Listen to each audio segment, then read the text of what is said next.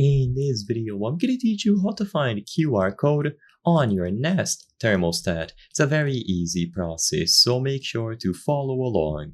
Your Nest thermostat has various different connection methods. One of them relies on the QR code, and a lot of people find this more convenient than the entry key.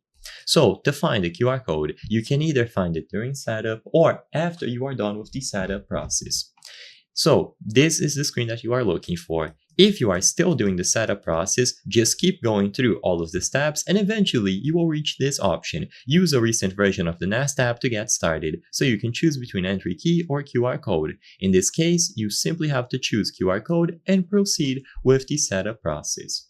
Now, if you have already been done with the setup process or if this menu did not appear for you, then it's as simple as heading over into the settings. So use the options here to spin through all of the categories, choose settings, and on the settings go left and right or up and down depending on which device you have until you find the Nest app options.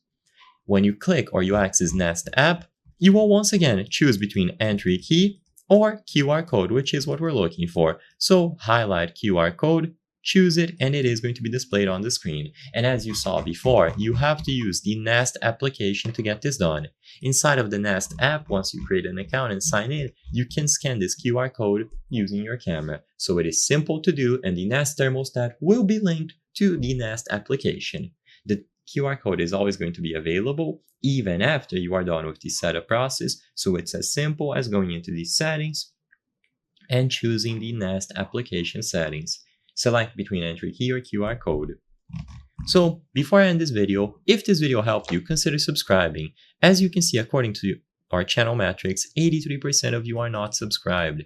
If you watch our videos and they help you solve any problems that you've ever had related to Nest thermostats or any other device, any other problem, then I highly count on your subscription. It helps us achieve the most convenient, up-to-date solutions for your problems and make higher quality videos. So consider subscribing.